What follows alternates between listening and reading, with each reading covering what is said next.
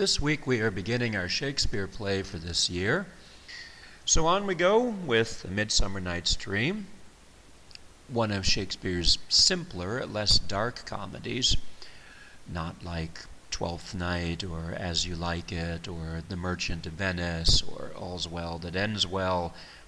I could name some others, but those are comedies which are a little more serious, still basically lighthearted, but with more recognition of the kind of human weaknesses and sins and the darker side of things in the world, which of course is more common in Shakespeare's tragedies. A Midsummer Night's Dream, a very popular play, and rightly so, many times performed. The only Shakespeare play I have acted in, I'll say a little more about that later, is a light-hearted romp with lovers and fairies and workmen putting on a very funny play. Despite the Shakespearean era language, it is not that difficult to understand. The version which I was in was actually for children and used all the original language. It just cut a lot of the long speeches down and shortened the play. Just as Shakespeare's tragedies really do still seem tragic, still can touch audiences and make them feel sad about the many deaths by the end of these plays, so I think can Shakespeare's comedies really work as comedies. I have seen A Midsummer Night's Dream once on stage. I can see just from reading it and certainly also from seeing it performed that it is well capable of making audiences today, as well as audiences 400 years ago, laugh, enjoy themselves, and recognize that, as Puck says in one of the great and famous lines of the play, "What fools these mortals be." Before we get into specific general points about this play, I'm going to go over the basic biographical facts about Shakespeare. William Shakespeare lived in the Elizabethan era. That is the time not of course, the present Queen Elizabeth II of England, but Queen Elizabeth I, one of the most beloved, most important, and most powerful rulers that England ever had.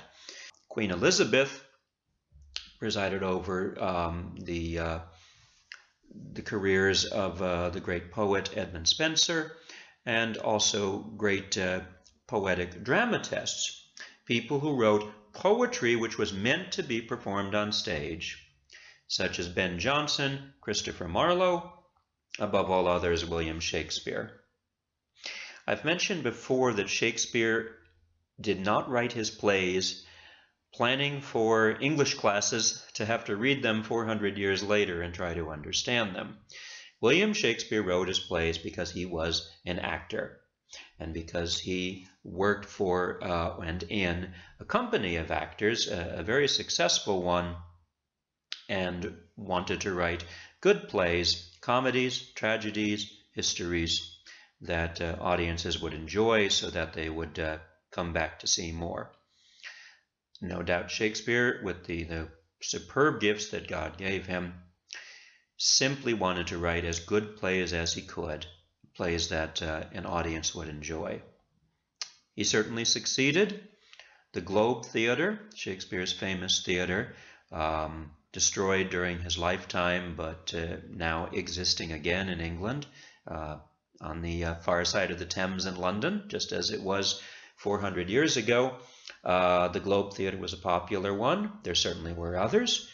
Shakespeare and his company did have rivals, and there was a string of theaters on the far side of the river that all did good business.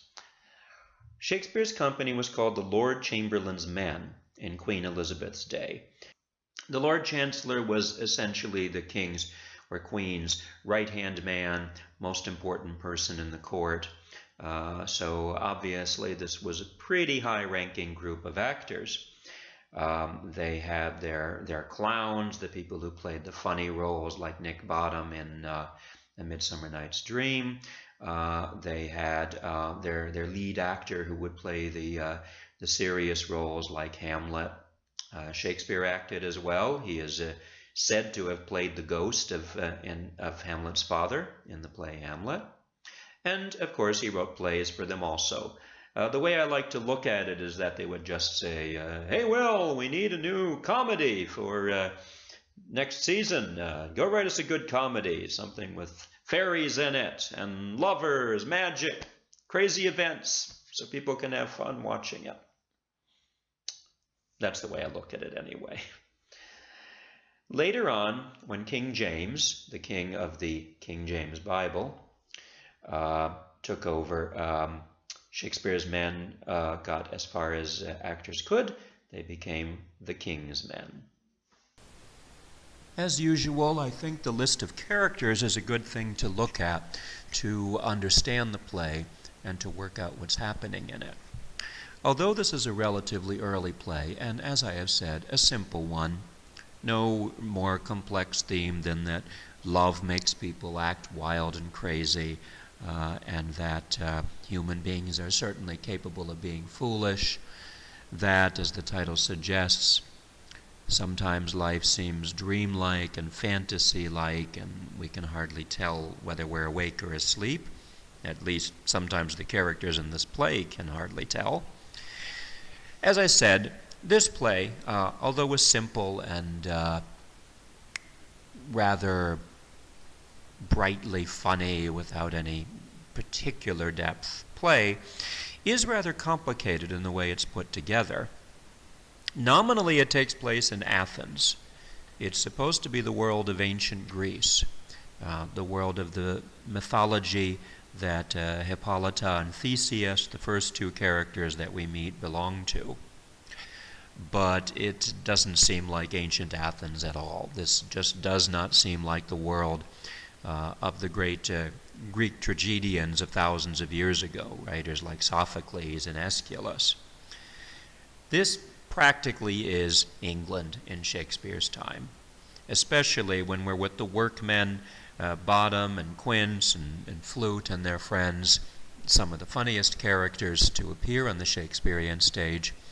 In short, these 6 workmen are English through and through. These are the English working class that Shakespeare would have seen, that his father, a glove maker, belonged to while growing up in his famous hometown of Stratford-upon-Avon.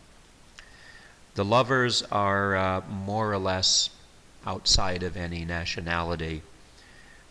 Hippolyta and Theseus certainly are characters of Greek mythology, but really have quite a small role in the play, as I'll talk about later. And the fairies, of course, with their magic and their naughtiness and their funny tricks and transformations, are also outside of any nationality. Here we are completely in the world of fantasy. The amazing thing is that Shakespeare manages to mix all these characters together. He really does a good job of it. I think the only way he falls short is, as I said before, Hippolyta and Theseus get a little bit sold short. We don't see that much of them. It's kind of difficult to remember who they are and what they did, unless you read some description of the play that makes everything clear. While the fairies, the quarreling king and queen over and Titania, and the greatest and most classic character in the play, I think, Puck, or Robin Goodfellow, the mischief-making fairy who is completely out of British mythology, nothing to do with Greece. And of course, the hilarious workmen led by Bottom and Quince, and the 4 lovers that have their wild, complicated love quadrangle, which I will describe in a moment. These are the characters that we remember. Hippolyta and Theseus and Aegeus, Hermia's father, who comes to complain about her love for Lysander and her refusal to marry the man he's chosen for her. These characters just seem a little too serious, a little too untouched by the madness of love and the madness of this nighttime dream ruled by the fairies and by the naughty Puck. Basically, these people just don't seem to come to life. At least they don't for me. And they are rather tangential characters to the main humorous action of the play.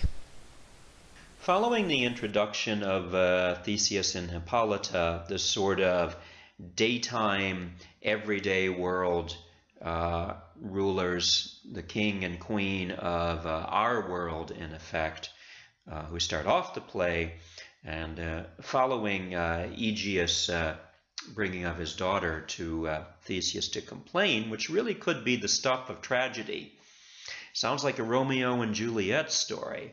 Lovers who are not allowed to marry each other, parent against child, something that, if Shakespeare were writing a tragedy, could end in death.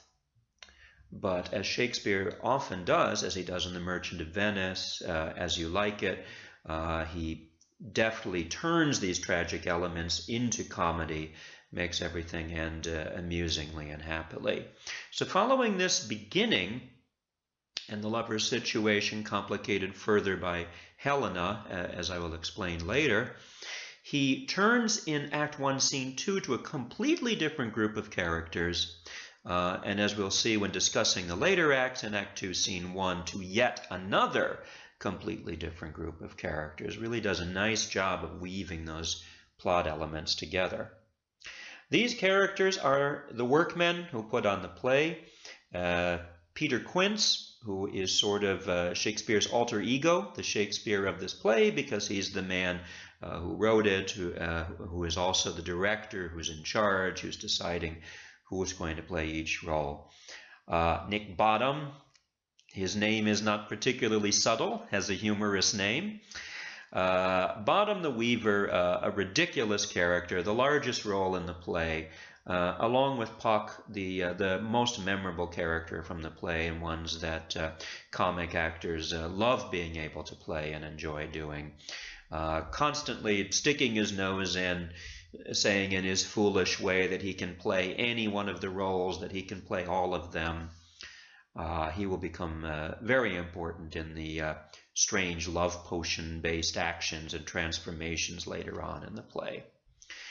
Flute we don't see very much of.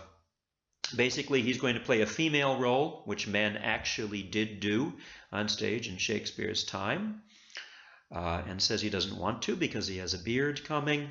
And then the other characters, their names little less known. In fact, I have to check them out. Snout, Starveling, and Snug, the three S's, play lesser roles, both as characters in the play and as characters in Peter Quince's play, which, in another brilliant touch of Shakespeare's, is Pyramus and Thisbe. Pyramus and Thisbe, a real mythological story, one Shakespeare's audience would have known, immortalized by Ovid, the great Roman writer. Pyramus and Thisbe, appropriately enough, is a Romeo and Juliet type play of forbidden love. People who want to marry, but whose parents are against their love. Of course, what Shakespeare was doing was he was putting the story of Hermia and Lysander and Demetrius into the play within a play, which Quince and Bottom and their friends are going to put on in Act 5, exactly as in Hamlet, a play was put on within the play in front of King Claudius in Denmark. It's kind of a tightly woven spider web with threads all over the place that Shakespeare, I think, does do a pretty good job of keeping together. Here's the love quadrangle, but we start off with the classic lover's triangle, often called the eternal triangle because it comes up again and again in literature and has from time immemorial. This is the story of a man who loves two women, or two women who love the same man, or two men who love the same women, or whatever, with all the complexities that ensue. Hermia Lysander and Demetrius are this lover's triangle. Both Lysander and Demetrius want Hermia, as I've indicated by the arrows pointing toward her. Hermia's father, of course, is taking Demetrius' side, but leaving her father out of it for the moment, the simple point is that both of these men want the same woman. This, of course, can be a serious and true story, as in the Bible, when both David and Uriah, Bathsheba's legal husband, loved Bathsheba, and David committed his sin of killing Uriah so he could marry Bathsheba. It happens all the time in fiction as well. Hermia loves Lysander, so there's an arrow from her toward Lysander, but she does not love Demetrius. But Shakespeare makes it a little more complicated so that there can be real twists going on. He turns it into a love quadrangle by introducing Helena, and he does it in a way that I think is pretty clear to the audience. After we have seen the situation where Aegeus brings his daughter to his duke, Theseus, complaining of her, saying that she does not obey him, we see both of the young men who would like to marry her. After this is presented, then Helena comes along. Helena tells Hermia how sad she is and that she is in love with Demetrius. So here's Helena over on the female side with Hermia and her arrow toward Demetrius. But Demetrius has no interest in her. He is still interested in Hermia. There's the situation. It gets extremely complicated thanks to a love potion. It gets laughably complicated in one of the longest and most complicated and funniest scenes in the whole play, as the four lovers quarrel, get into physical battles with each other, threaten each other, and all the mayhem that takes place thanks to the love potion. But we won't get into that right now. The point is, this is the situation between the four lovers.